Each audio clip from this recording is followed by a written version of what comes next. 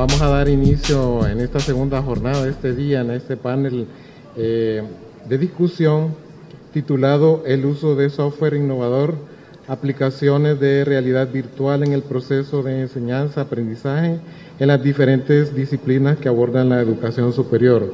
Creo que es un tema bastante interesante, ¿verdad? Porque estamos inmersos en una era de bastantes tecnologías y alternativas, y en este caso para la enseñanza de nuestros queridos alumnos acá. Para ello tenemos aquí la presencia de compañeros de aquí de la universidad, y en el orden para la presentación y en aras del tiempo, ¿verdad? Vamos a llamar al economista don Eric Andino, el cual ha estudiado aquí en la Universidad Nacional, economista de aquí de la Universidad Nacional Autónoma de Honduras, con maestría en Administración de Proyectos, una amplia gana y experiencia y conocimientos en la docencia, como podemos ver, ¿verdad? Porque tiene público acá, específicamente en las materias de matemática y economía, diseñador de cursos virtuales, autor de libros y matemática aplicada a la economía, bloguero en finanzas. También se ha desarrollado como coordinador y administración en gerencia de servicios, consultor privado. Actualmente, como podemos ver acá, estamos acá en la parte de investigación. Entonces le damos paso aquí al licenciado Eric Andino. Buenas tardes a ustedes. Yo les voy a hablar un poco sobre lo que son los simuladores. Mi exposición realmente va a ser un poco más práctica. Voy a empezar con algo de teoría, pero voy a empezar a hablar de, por ejemplo, aquí miramos unas competencias. Los simuladores son muy importantes porque los simuladores dan la oportunidad de desarrollar competencias. Las principales competencias que desarrolla son la toma de decisiones, y obviamente para tomar una decisión usted tiene que hacer un análisis crítico. Entonces digamos que esas son las principales competencias. Hay otras competencias como identificar, digamos, cuáles son las principales variables para una toma de decisión, identificar la situación económica en la parte económica. Bueno, entonces digamos acá también tenemos algunas competencias, porque a veces nosotros como maestros nos enfocamos solamente en llenar de información a los alumnos, pero después los alumnos cuando salen realmente se preguntan que para qué les sirve ese conocimiento o cómo ese conocimiento lo pueden aplicar. Entonces los simuladores, como su nombre lo dice, le da una oportunidad de poder, digamos, aplicar esos conocimientos en la vida práctica. Bueno, el simulador dice que es una herramienta que simula la realidad de una variable o un espacio de aprendizaje. Es una herramienta educativa muy útil. Realmente a mí me fascina realmente utilizar los que son simuladores en los espacios de aprendizaje, porque así realmente logro determinar si los alumnos comprendieron los temas. Además, en el aula de clases, cuando enseña contenidos, y más que todos nosotros que somos economistas siempre asumimos que el resto de las variables se mantienen constantes, ¿verdad? Entonces enseñamos lo que son análisis parciales, pero en la vida real las variables no se mantienen constantes y no están aisladas. Entonces cuando usted cambia una variable, ese tiene impacto en otras variables. Entonces se necesita un análisis general, y los simuladores le dan la oportunidad de poder practicar esas experiencias.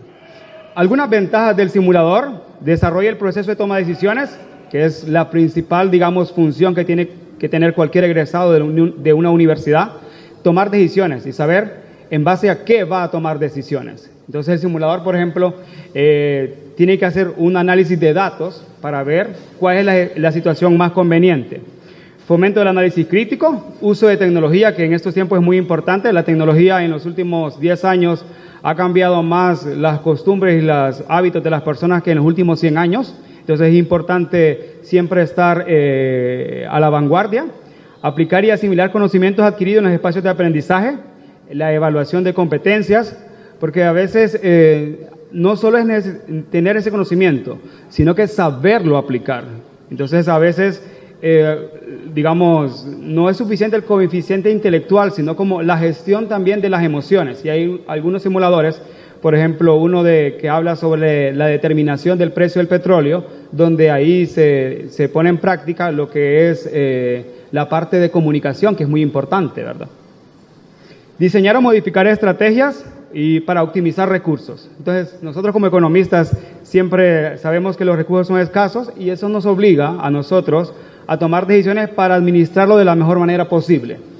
Ahora, algunas limitantes que podemos tener, no quise colocarlos como desventajas porque sinceramente yo no le miro ninguna desventaja, sino que le miro limitantes más que todo en la parte técnica. Algunas limitantes es el idioma. Los simuladores que voy a mostrar son simuladores de Harvard, entonces están en inglés. Pero para serles franco, yo tampoco sé inglés, pero no me he dejado que eso se me convierta en una limitante. El uso de internet y equipo, como ya sea computadoras, table o lo que pueden aplicar en celulares. Entonces, realmente en ese sentido se puede aplicar. Ahora, ¿cómo es el procedimiento de uso? Primero, uno como docente tiene que crear un usuario premium. Después la gestión de pago, que la gestión de pago realmente puede ser que la universidad realice un convenio con esta institución y que la universidad haga los pagos por determinada cantidad de usuarios, o que los estudiantes hagan el pago. Los simuladores generalmente andan alrededor de $45, pero para fines educativos tienen un descuento como del 66%, o sea que terminan costando aproximadamente $15 por usuario. Programar el simulador. Algunos simuladores uno tiene que programar las condiciones, digamos, cómo va a ser la demanda, si le voy a colocar que la demanda sea estacional o que la demanda sea continua, cómo la estrategia del competidor, y esas cosas realmente se las voy a mostrar, entonces no quiero estar explicando eso hasta que realmente lo miremos. Crear un usuario, después de que, digamos, yo gestioné todo eso, le creo un usuario, que es un link que le doy al alumno, y el alumno puede inscribirse, y en función de eso, él crea su usuario, que le va a permitir tener acceso al simulador. La explicación del funcionamiento, o sea, yo les explico cómo es el proceso, ¿va? Entonces yo les digo, bueno, su función va a ser estas son las variables que van a hacer. Yo procuro generalmente, para que los alumnos no tengan problema al inicio, es como que mostrarles, darle la oportunidad y darle los usuarios, y les digo, bueno, el simulador no se va a usar ahorita, tienen estas 2 semanas para que ustedes experimenten y prueben y se familiaricen cómo es la parte tecnológica y cómo están las variables, para que como que los alumnos no le tengan tanto miedo, ¿no? Porque si les digo que tomen decisiones de un solo, se pueden asustar, ¿va? Porque generalmente uno cuando es algo nuevo es más difícil, ¿no? Entonces lo que le digo, bueno, tiene estas 2 semanas, en estas 2 semanas usted tome decisiones y después, cuando yo diga, cuando termine, yo voy a decir que se cortan y las voy a borrar y usted ahí empieza a tomar decisiones. Pero obviamente hay una introducción después de todo esto, ¿va? Y obviamente los contenidos de la clase están relacionados con lo que es el simulador. ¿Sí? De cierta manera yo he adaptado los contenidos al simulador. Y la evaluación según los criterios. Yo generalmente lo que evalúo en el simulador, no es quién queda en primer lugar, porque a veces los alumnos tienen ese espíritu competidor, que es bueno realmente, sino lo que evalúo es que él comprenda cómo funcionaba el simulador. Entonces, yo les digo, miren, yo no me voy a basar tanto en qué lugar está. Si usted quedó en último lugar, pero si usted a mí me explica por qué quedó en último lugar, para mí tiene todos los puntos. Porque voy a decir algo en son de broma, pero a veces los alumnos llegan al primer lugar y no saben cómo, ¿va? Casi me están diciendo de manera subliminal que fue una mano santa que los llevó hasta ahí, ¿va? Entonces, para no presionarlos tanto, yo lo que les digo es que mejor, lo que me interesa es la explicación. O sea, que si cometieron un error, que sepan por qué impacto tuvo ese error en el simulador. Entonces, sin más preámbulo, bueno, estos son los simuladores que yo tengo experiencia. Es un restaurante bar, un simulador que es cómo determinar el precio del petróleo, y un simulador que es una empresa rentadora de autos. Entonces, vamos a entrar a los simuladores mejor. Entonces, miren, yo tengo aquí la página. Esa es la página que vamos a mostrar. En esta página es la que le doy en el link. Usted aquí se va a registrar cuando yo le doy el link. En mi caso yo ya creé mi usuario. Entonces, una vez que usted ya ha creado su usuario, usted solo va a colocar la clave. Denme un momento. Entonces van a colocar la clave. Que a lo mejor le tomé una foto.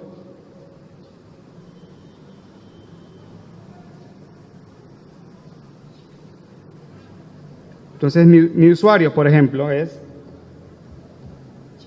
en el caso yo coloqué el correo de la universidad.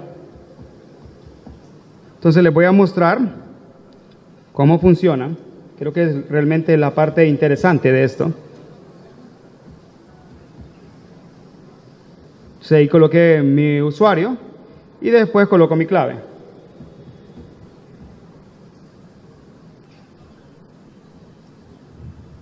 Bueno, aquí logré entrar ya, miren.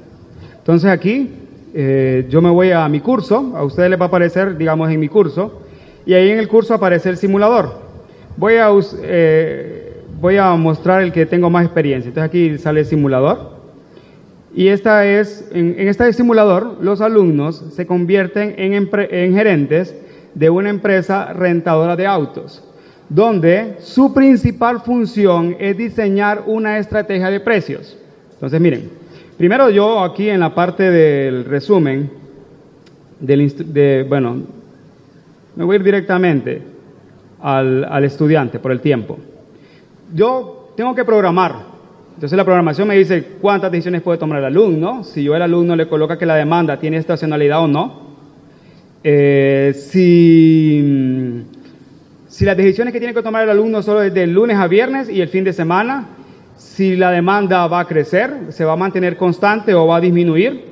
El competidor tiene 4 estrategias de precio, que puede ser que el competidor tenga un precio más bajo que el mío o tenga un precio más alto, o que lo que haga es que me copie mi estrategia de precios, o que de acuerdo a cómo cambian los inventarios de vehículo, él defina cuál debería de ser el precio.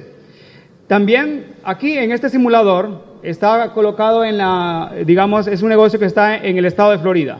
En el estado de Florida existen 3 ciudades, que son Tampa, Orlando y Miami. Entonces hay segmentación por ciudades. Hay 2 tipos de clientes, que son los ejecutivos y los turistas, que se llaman economía ocio. Entonces lo que hacen los alumnos es, bueno, cada mercado tiene segmentos diferentes. En un mercado es más de negocios y en otro mercado es más de turistas. Y hay uno que es como más equilibrado. Entonces, ¿para qué sirve esto? Para que los alumnos comprendan qué importante es la segmentación. Porque un turista es mucho más sensible a los cambios en los precios. O sea, si yo cambio el precio, el turista va a reaccionar mucho más, o los cambios van a ser mucho mayores en la cantidad demandada que si fuera uno de negocios. Entonces el alumno tiene que identificar esas características. Aparte de eso, está que él puede tomar decisiones el fin de semana. Está la flota. Entonces ustedes pueden ver, acá tiene 3.924 vehículos. Un vehículo, él lo puede alquilar una vez al día. O sea que esa es la cantidad de vehículos, lo multiplica por 30 y ese es el alquiler mensual que tiene aquí. Ahora, si ustedes se fijan, realmente el mercado más grande es Orlando y el más pequeño es Tampa y Miami. Aquí tenemos también los datos en tabla, donde me da 4 meses anteriores para que yo pueda ver cómo mis cambios en los precios me han afectado en las demás variables. También tengo la demanda, que es importante. Por ejemplo, cuando la demanda está disminuyendo, el alumno sabe que va a ser difícil que él aumente el precio, porque la economía se encuentra en una recesión. Entonces, obviamente, tiende a disminuir el precio o que los cambios a mantener lo que sean menores. Cuando la economía crece, es fácil aumentar el precio. Entonces, acá tenemos las unidades vendidas por mi competidor y mi empresa. Esta es la flota. Aquí está la capacidad utilizada. Aquí está la parte de cómo está dividido en los mercados, cuáles son de negocio y de ocio. Y aquí están lo que es la parte de realmente un estudio de mercado que es del competidor. Y aquí también ofrece en la parte financiera la información. Por ejemplo, miren, aquí se mira cómo ha sido las ganancias en Tampa. La pueden ver por vehículo mensual o por vehículo y lo pueden ver en términos porcentuales para ver la estructura. Y ahí están cómo son los ingresos, ahí hay costos y hay utilidad. Entonces lo que tiene que al final hacer el alumno es ver y determinar cómo el impacto, cómo colocar el precio donde usted maximiza la utilidad, considerando la parte de elasticidad, la demanda global, el competidor, la estrategia la estrategia que tenga el competidor ¿qué impacto tiene en la parte financiera? Entonces realmente es muy útil porque le puede llevar a la práctica todos esos conceptos que nosotros les enseñamos de manera que aislada en un mundo más real, ¿no? Y así son el resto de los simuladores. Bueno, creo que esa ha sido mi presentación.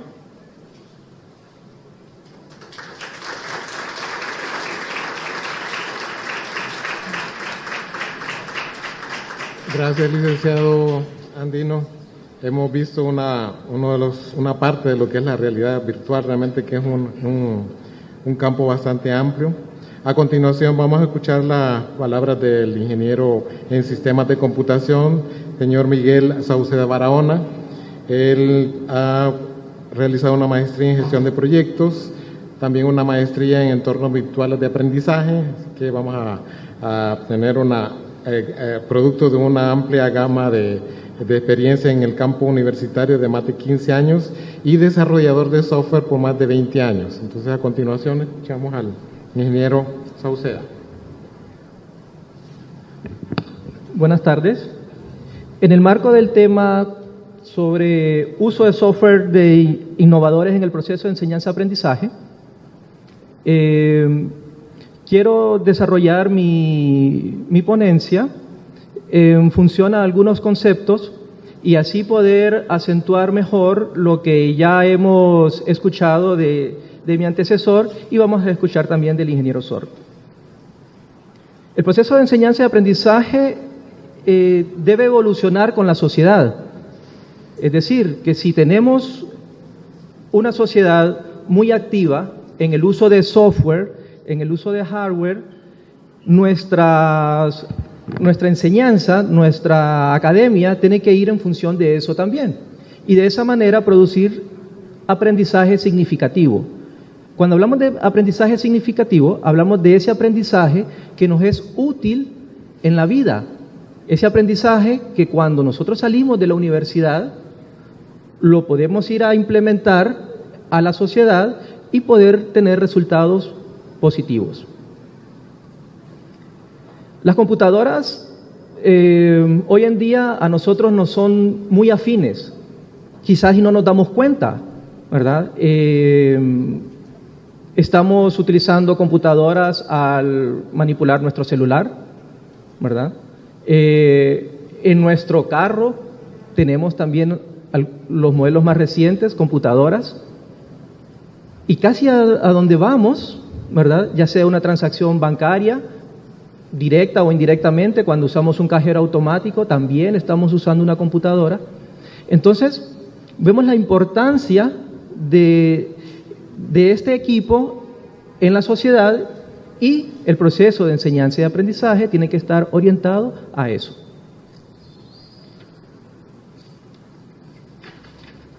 La Real Academia Española define computadora como una máquina electrónica que mediante determinados programas permite almacenar y tratar información y resolver problemas de diversa índole. Esta definición es bien amplia y me llama mucho la atención cuando habla de resolver problemas de diversa índole, y es a eso a lo que nos estamos enfrentando pues rutinariamente. Hay dos partes importantes de una computadora. Hay una parte que llamamos dura, una parte tangible, ¿verdad?, que llamamos hardware, y una parte conceptual, una parte intangible, a la cual llamamos software. Cuando nosotros manipulamos una computadora, si yo estoy escribiendo en esta computadora que tengo aquí enfrente, yo estoy manipulando el hardware, ¿verdad? Si yo estoy enviando un mensaje utilizando mi teléfono celular, yo estoy manipulando hardware, ¿verdad? El software no lo puedo manipular porque es intangible. No obstante, es el software el que hace que el hardware pueda sernos útil. Podemos hacer la analogía con el cerebro.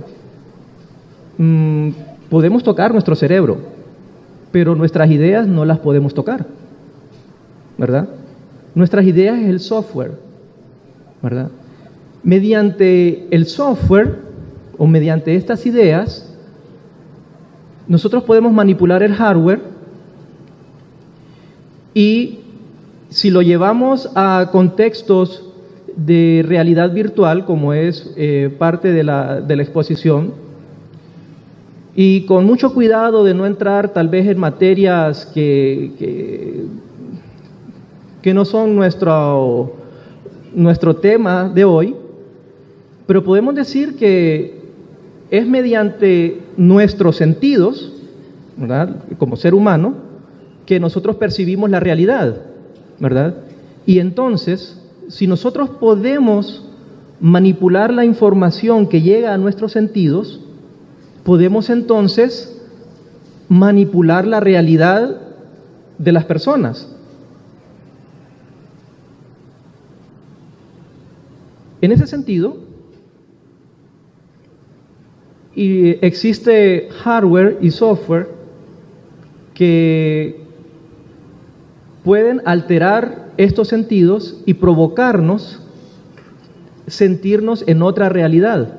Claro, que es una realidad, valga el tema, una realidad inexistente, ¿verdad? Una realidad que llamamos realidad virtual, una realidad que no existe. Y este es un tema al que convivimos también a diario. La realidad virtual, y pongan bastante interés en esta definición porque les va a ser útil en la siguiente presentación. La realidad virtual es la representación de escenas o imágenes de objetos producida por un sistema informático que da la sensación de una existencia real. Nosotros ya hemos tenido cierta experiencia con realidad virtual. Hemos ido a ver algunas películas en 3D, ¿verdad? Y en algún momento esta película provoca en nosotros reacciones que nos hacen como pensar o sentir que estamos en ese momento.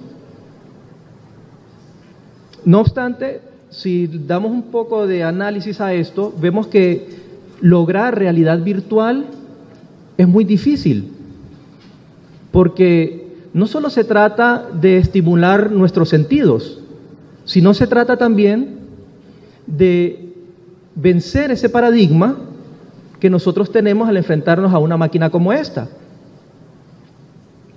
Me contaba un compañero de estudio que cuando él estaba realizando algunos estudios como piloto, al inicio participaban en los simuladores de vuelo, era un vuelo de helicóptero, y aunque tenían la caja, como le llamaban al simulador, tenía todos los movimientos del helicóptero, él no se sentía como tal, ¿verdad? Fue hasta después que iba aumentando el estrés del curso, ¿verdad?, y que iba aumentando la necesidad de poder aprobarlo, que ya estas fallas que le simulaban en la caja o en el simulador le provocaba a él sensaciones, a veces de muerte, ¿verdad? Él decía que a veces él gritaba cuando se estrellaba en el simulador. Él realmente sentía que se estaba estrellando. Y este es el mayor reto de la realidad virtual para decir que la estamos explotando en un 100%. Poder realmente engañar a nuestros sentidos y poder también hacer sentir a la persona como que está viviendo esa realidad. Pero como vemos, es tan caro en cuanto a coste y a recurso humano, que lo que tenemos son realidades virtuales hasta algunos porcentajes, ¿verdad? Es como vemos con el software, ¿verdad?, que nos enseñó nuestro compañero, vemos ciertas realidades, pero no a un 100%.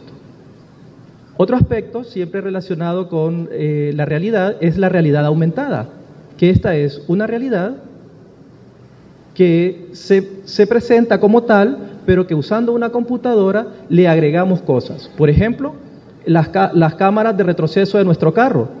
Cuando retrocedemos, vemos lo que está atrás del carro, pero también vemos un mapa de colores que nos dice las proximidades y nos dice, nos da más información sobre la realidad que está ahí, qué tan cerca estamos de colisionar, etc. Entonces, en el proceso de enseñanza-aprendizaje, el incluir técnicas de realidad virtual, como la que acabamos de ver, realidad aumentada, como las que próximamente vamos a ver también en la exposición, pues producen aprendizaje significativo. Y eso es a lo que debe apuntar cada uno de nuestros salones de clase. ¿Okay? Muchas gracias.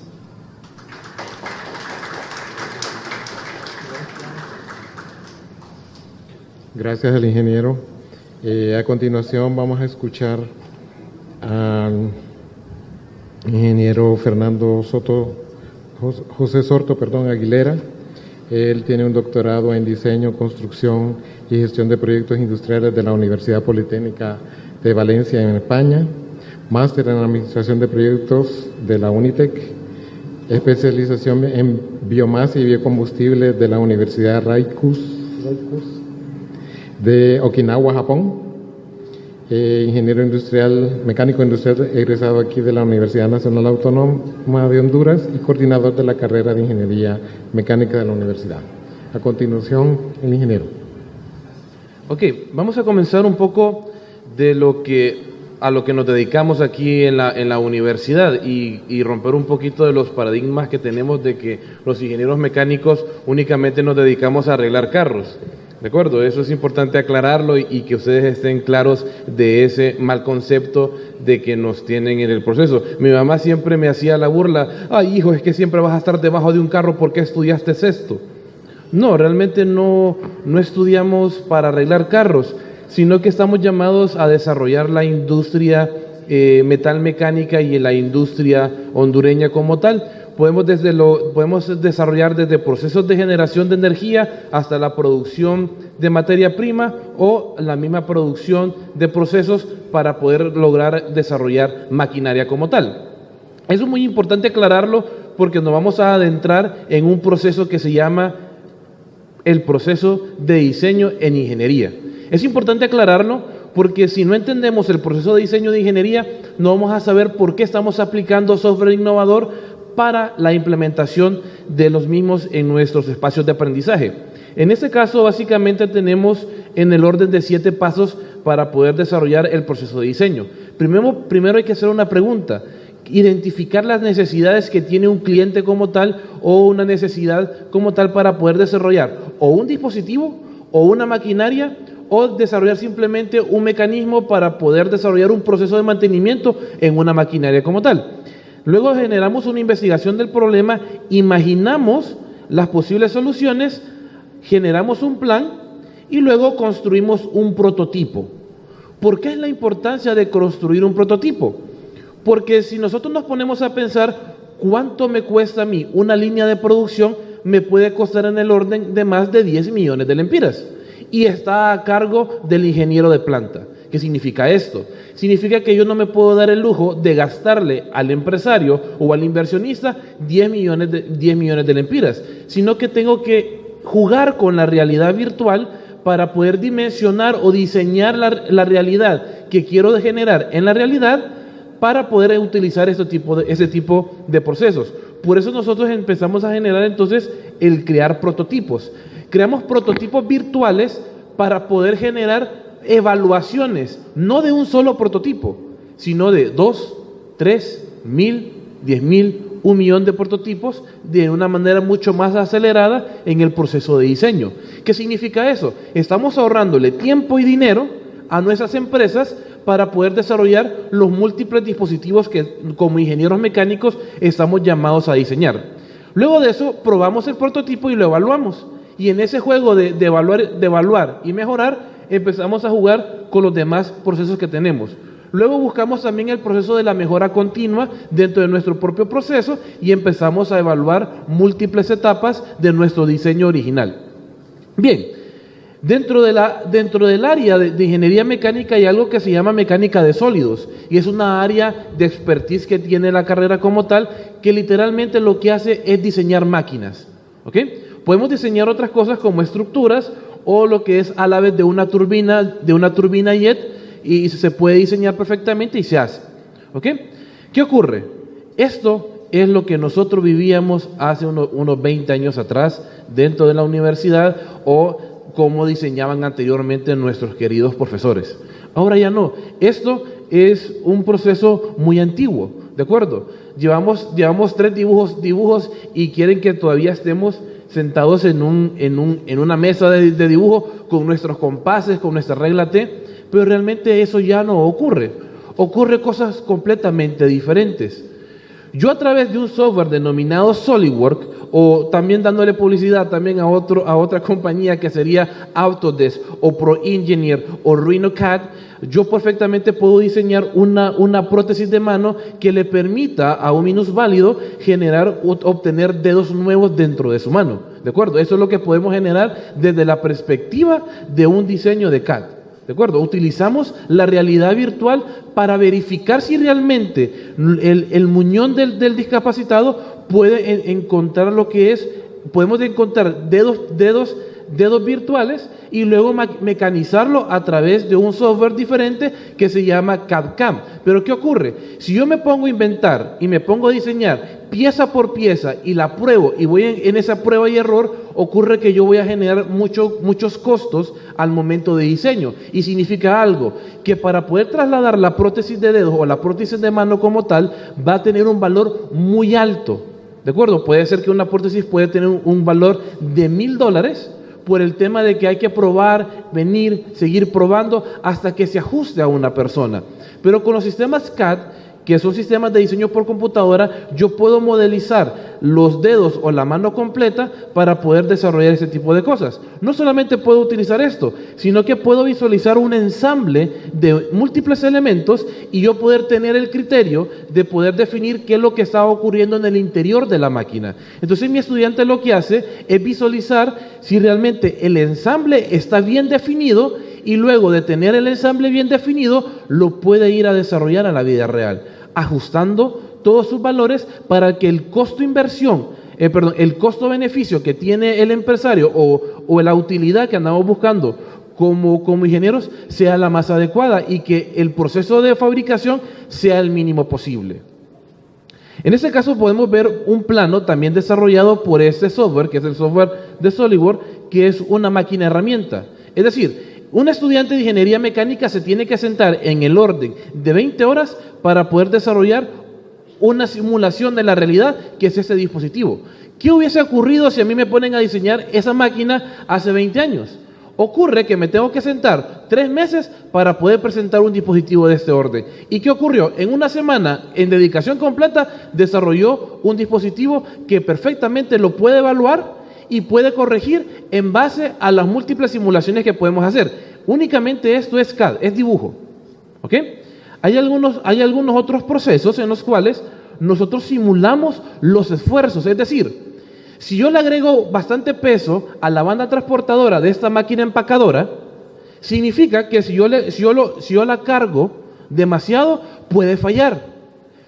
¿Cómo hacemos nosotros entonces para poder determinar si eso falla o no? Bueno, hay que agarrar nuestros libros de diseño de elementos de máquinas y empezar a hacer con formulitas. O agarramos un software de CAE, que es ingeniería asistida por computadora, y le indicamos que a través de elementos matemáticos o problemas matemáticos resuelva si realmente mi maquinaria como tal va a funcionar o va a fallar. ¿Y qué significa? Si falla, no pasa nada. La hice fallar en una realidad virtual. Si falla, entonces yo simplemente tengo que corregir y volver a calcular el elemento de máquina para que no falle. Significa entonces que yo estoy ahorrando dinero porque no construí una máquina que iba a fallar. Por lo tanto, mi estudiante le permite jugar con múltiples diseños para poder evaluar en qué momento su elemento de máquina falla o en qué momento su elemento de máquina no falla. Le permite entonces tener un criterio de ingeniería cuando se afronte a un diseño real de una maquinaria. Por lo tanto, nos permite a nosotros visualizar la máquina en conjunto y nos permite visualizar qué es lo que tiene la máquina en su interior. Aparte, él está generando planos de mantenimiento que al final a otro ingeniero le va a servir para poder diseñar su plan de mantenimiento y que sea un plan de mantenimiento ligado directamente a su máquina. En mecánica de fluidos tenemos otro tipo de simuladores o elementos que estamos en este caso. En este caso estamos utilizando un software que se llama ES, que ya termino. Me emocioné. Ok. Tenemos un pequeño simulador esto es una planta térmica en esquema, ¿de acuerdo? Utiliza dos combinaciones de plantas térmicas y al final le pedía al estudiante que únicamente analizáramos este elemento. ¿Para qué? Para poder desarrollar una simulación de una planta desalinizadora en San Lorenzo, donde perfectamente indicábamos que el condensador hace como un calor de rechazo, y ese calor de rechazo lo utilizamos para poder utilizar agua de mar y poder destilarla y obtener agua potable en el proceso. Si yo hubiese hecho esto con este muchacho, hubiese ocurrido que el muchacho estuviera todavía calculando eso hace 6 meses y todavía estuviera en estos temas. Significa que aceleramos el proceso de diseño o el proceso de evaluación del diseño como tal para poder entregar ese esquema. ¿Okay? Entonces al final, con casi 500,000 kilowatts, a nosotros podemos generar casi 2.743 galones por minuto de agua destilada. Ahora, lo que hace falta simplemente es llevarlo a la realidad y ver si realmente nuestros cálculos y nuestras evaluaciones fueron de la mejor manera. En transferencia de calor es lo mismo. Aquí estamos adaptando dos software, un National Instrument con lo que es SolidWorks para analizar sistemas mecatrónicos. Al final, hacemos simulaciones de análisis de transferencia de calor para ver si el dispositivo o no se va a calentar o va a fallar. ¿Okay? Generamos análisis de anclaje de diferentes software para poder dimensionar lo que es la maquinaria y ver si realmente en la realidad va a funcionar como nosotros lo deseamos. ¿Okay? En manufactura, yo puedo también enseñar al muchacho y que el muchacho experimente si realmente el corte de la maquinaria para construir una pieza mecánica va a ser el adecuado y no malgastar el usillo, que es el elemento que corta, y que sea un corte perfecto, entre comillas perfecto, con cierta tolerancia, y que ahorremos el elemento de corte porque también es algo oneroso, ¿de acuerdo? Y podemos generar también piezas de moldeo de plástico. Ya vamos a terminar, solo falta hablar sobre realidad aumentada, que ese es el boom en el cual queremos sumergirnos. ¿Qué ocurre? Si yo mando a un ingeniero novato a una máquina y a través de una tableta le aumento la realidad y le indica cuál es el dispositivo que debe de reparar según la orden de mantenimiento, él simplemente no debe andar con una hoja, sino que él debe de saber en qué momento va a cambiar un tornillo o en qué momento va a dar una lubricación a un elemento de máquinas. A través de los dispositivos de estos podemos tener aumento y saber cómo vamos a tratar la máquina sin tener que la típica broma que hacemos en mecánica, te sobró un tornillo. ¿Okay? Y eso es crítico. ¿Okay? Entonces podemos verificar todos estos elementos y podemos llegar a temas como estos, enseñar cómo funciona un motor a través de realidad aumentada y tener laboratorios virtuales y poder hablar, ¿por qué no?, de una ingeniería mecánica en modalidad virtual. Porque al final se pueden enseñar los conceptos de ingeniería mecánica con esos tipos de realidades aumentadas para que los muchachos puedan aprender lo que son los parámetros físico-matemáticos que enseñamos en ingeniería mecánica. Muchas gracias, esta es mi intervención y les agradezco mucho.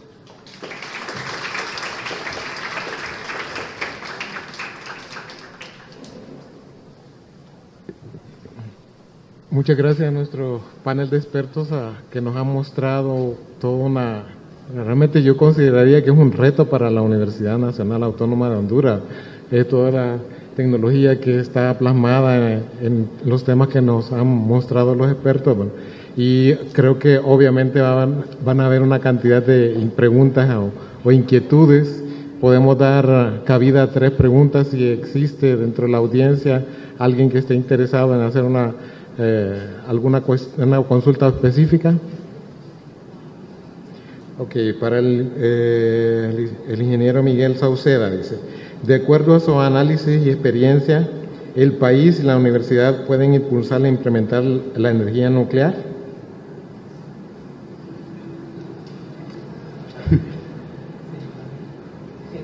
Nuclear. El nuclear dice aquí, yo creo que debe ser virtual, ¿no?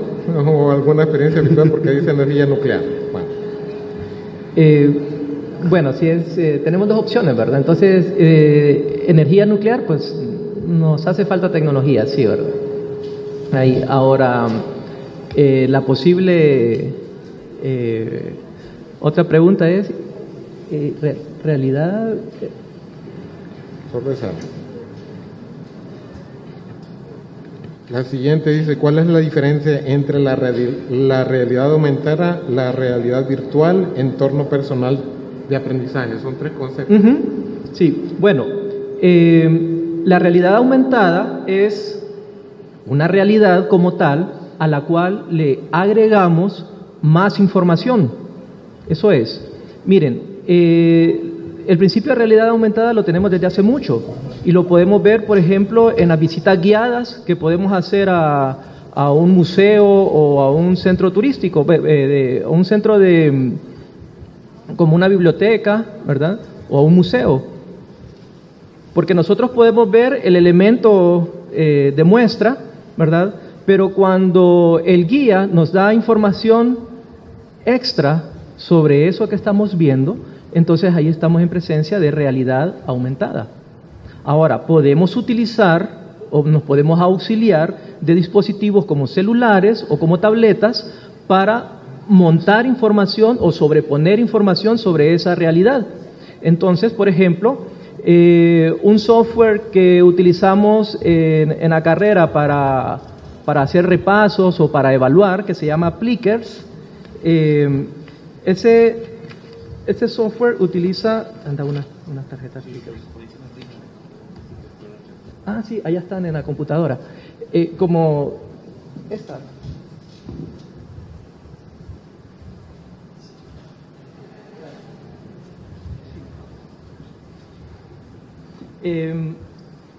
Nosotros con ayuda de una aplicación, de internet, de un proyector, le mostramos al alumno algunas preguntas y él con ayuda de tarjetas como esta nos da la respuesta. Es decir, si cree que es la opción A, lo pone de esta forma, opción B de esta forma, etcétera, ¿verdad?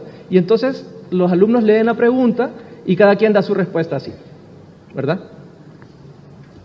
Ellos mantienen su tarjeta y luego el profesor con ayuda del celular o de su tableta los enfoca y él va viendo en su tableta en ese momento el nombre del alumno y si la respuesta que él está dando es correcta o no, ¿verdad? Y eso es realidad aumentada. Porque ¿cuál es la realidad? Que estoy viendo a mis alumnos mostrándome la tarjeta. ¿Y la realidad aumentada qué es? Que yo veo a través de la pantalla de mi celular el nombre del alumno y veo si la respuesta es correcta o no. O sea, veo un puntito rojo o un puntito verde y sé si la respuesta es correcta o no, ¿verdad? Por ejemplo, entonces sí lo podemos aplicar y lo estamos haciendo, pues. Era también, ¿y cuál era la diferencia con la realidad virtual, verdad? La realidad virtual es que tiene que engañar nuestros sentidos, ¿verdad? Si yo siento que realmente estoy en ese avión, ¿verdad? Entonces estoy en presencia de realidad virtual, o sea, porque yo estoy viviendo otra realidad distinta a la que perciben mis compañeros. Pero también la realidad virtual puede hacerse en partes, así como la decían mis compañeros, ¿verdad? Entonces, simulamos un equipo y fallamos en esa realidad, ¿verdad? Que es mejor que fallar aquí en la vida real porque nos cuesta más, ¿verdad? Es una realidad virtual, pues, disminuida.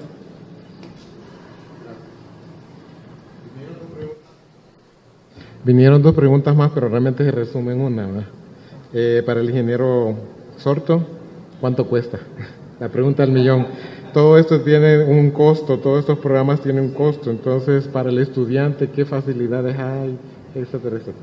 Ok, excelente pregunta, ese es un tema vital. Ahorita como departamento de ingeniería estamos queriendo invertir en el orden de 125,000 empiras para poder adquirir software en el cual ellos puedan optar a un servidor y de ese servidor ellos poder utilizar lo que es LS, MATLAB, que son software que a ellos les permite generar simulaciones dentro de los procesos. Aparte de que en el caso de Autodesk, Autodesk tiene una licencia gratuita en el orden de 5 años para el estudiante, es decir, ellos pueden descargar todo el andamiaje de Autodesk Inventor, AutoCAD, lo que es Revit, todos esos softwares de simulación los pueden descargar de manera gratuita, dado de que la empresa Autodesk está interesada de que no utilicen, por ejemplo, SolidWorks. SolidWorks tiene un costo para el estudiante en el orden de $400 a $200. Y realmente es un costo mucho más amplio que la licencia gratuita que está brindando Autodesk, que es el mismo para poder diseñar maquinaria y dispositivos. En el caso de COMSOL, que es ANSYS, que son sistemas para analizar esfuerzos, mecánica de movimiento de fluidos, transferencia de calor, parámetros multifísicos, estamos hablando que para una licencia en un servidor, para una universidad, anda costando en el orden de $5,000. ¿Qué significa? Hay que planificarnos como facultad de ingeniería para poder optar a un software multiparámetro para eso. Pero ¿cómo competimos nosotros o cómo tratamos de que el muchacho logre tener un acercamiento a estos software? Bueno, en el caso de Autodesk es gratuito y tiene una versión gratuita de lo que es Autodesk Simulation, que es los mismos parámetros de simulación que nos puede brindar COMSOL o lo que es ANSYS, que son para análisis de esfuerzos o análisis de dimensionamiento de elementos de máquina. Y al final se los dan por 5 años, gratuito, y realmente el costo se viene abajo. Pero como universidad o como departamento de ingeniería mecánica estamos buscando tener nuestro propio software para que los muchachos puedan tener esa facilidad y que no al momento que salgan al mercado tengan que volver a craquear el software, sino que lo que andamos buscando nosotros es tener un software mucho más barato que puedan llevarse a su vida profesional y que puedan utilizar todas estas implementaciones. Es caro la inversión, pero es una opción que debe de tener la universidad. Están las opciones gratuitas, que es Autodesk, y no tienen nada que envidiarle a la competencia que es SolidWorks, ¿de acuerdo? Pero un paquete, por ejemplo, profesional de Autodesk con 10 software anda costando en el orden de $10,000 a $15,000, literalmente. Es realmente un valor muy caro. Y andan las empresas certificadas por ellos tocándole la puerta a todos los ingenieros del área civil, del área mecánica, del área de electricidad,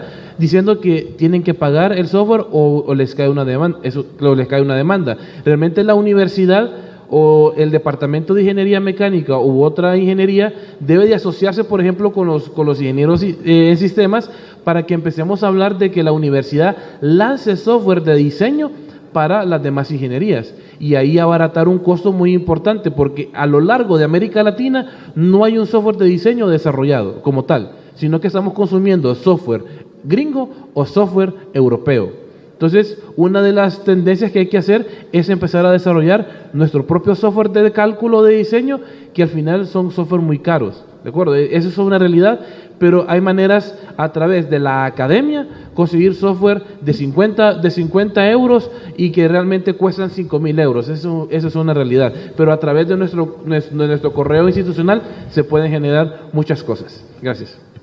En el caso de mis simuladores, valen, bueno, por usuario son y valen $45, pero como les expliqué, había una rebaja del 66% que quedan en $15, pero si la universidad realmente hace un convenio con Harvard para obtener estos simuladores, realmente ellos establecen un precio mucho más pequeño dependiendo de la cantidad de usuarios para que tengamos uso infinito, ¿va? Y yo solo mostré un simulador de como de 9, porque hay simuladores de mi área y hay simuladores para otras áreas. Y aparte hay otro tipo de recursos como los que son casos y todo lo demás, ¿verdad? Entonces creo que sería importante que la universidad, digamos, hiciera alianzas con ese tipo de instituciones que ya tienen un nivel muy alto para nosotros ponernos y adaptarnos a las exigencias del mercado laboral. Bueno, quizás con todo lo que nos han explicado y los costos que implica, ¿verdad? Quizás esto sería un reto también para la universidad, embarcarse en un proyecto de esta naturaleza y que podamos simular nuestra realidad latina, ¿verdad? Y centroamericana, porque son bastantes ejemplos, pero de otras realidades. Creo que salimos bien con el tiempo. Vamos a escuchar a continuación todo lo que sería la relatoría, todas las ideas centrales que se recogieron en este panel, a cargo del estudiante Javes Natael Hernández. Bueno, gracias, ingeniero Fleites. Bueno, voy a hacer los puntos centrales por cada uno de nuestros panelistas. Voy a empezar con el máster Eric Giovanni Andino, que nos habla sobre los simuladores. Bueno, puntos centrales. Los simuladores dan la oportunidad de aplicar los conocimientos a la vida práctica. Elemento a destacar en el momento de la utilización de los simuladores, hay que tener en cuenta un desarrollo de proceso de toma de decisiones, fomenta el análisis crítico, uso de tecnología y evaluación de conocimientos. Él menciona que también existen limitantes, pero que realmente no son cuestiones que pueden frenar este proceso de aprender a utilizar los simuladores. También nos enseñó los procedimientos de uso, bueno, que él fue muy claro. Yo creo que ha sido, bueno, realmente bastante motivador el hecho de que cómo poder adaptar la enseñanza de la universidad hacia estas nuevas innovaciones. Ahora vamos con el ingeniero Miguel Sauceda. La enseñanza-aprendizaje debe evolucionar conforme a la sociedad, enfatizó. Y menciona, citando a la RAE, una máquina electrónica permite, mediante sus programas, solucionar problemas. Y si podemos manipular la información que llega a nuestro sentido, podemos manipular la realidad. Poder realmente engañar a nuestro sentido y poder... y de esa misma manera podemos manipular la realidad. Bueno, de esa manera él mencionó manipular a una persona, algo así. La enseñanza-aprendizaje, el incluir técnicas de realidad virtual, produce aprendizajes significativos. Ahora vamos con el ingeniero Fernando Sorto. En primer lugar, partió de que hay que romper con el paradigma de lo que hace un ingeniero mecánico.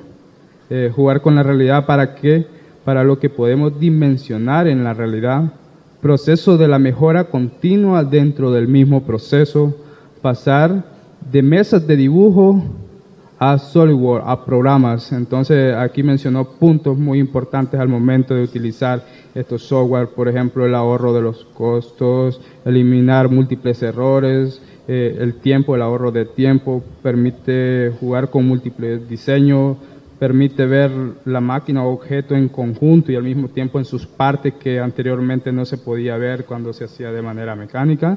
Y por último, para el aumento, hablaba sobre la realidad aumentada y la mecánica de fluidos y como trabajo que ellos han hecho en el caso de la destilación de agua de mar a agua potable, y para la realidad aumentada, para el momento de tratar una reparación en una máquina, cómo se facilita la utilización de estas máquinas y de esta tecnología. Muchas gracias. Y la dirección de docencia, reconociendo ese compartir la experiencia que tienen nuestros panelistas, ¿verdad? Que gracias al producto de toda la experiencia y todos los conocimientos que ellos tienen en esta área, otorga el presente reconocimiento al don Eric Giovanni Antonio Amaya, voy a leer el diploma, por su colaboración en el desarrollo académico del primer Congreso de Docencia Universitaria, Construcción de Saberes, un desafío para la docencia universitaria, con una participación de 30 horas, celebrado en la ciudad universitaria del 25 al 27 de septiembre del 2018. Firmado por la máster Belinda Flores de Mendoza, vicerrectora académica, y la máster Magda Elsie Hernández, directora de docencia.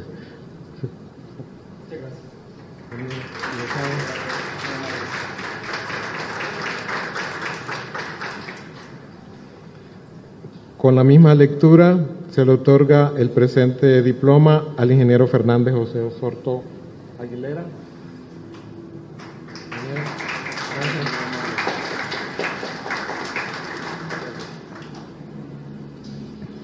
Y con la misma de lectura al ingeniero Miguel Antonio Sauceda.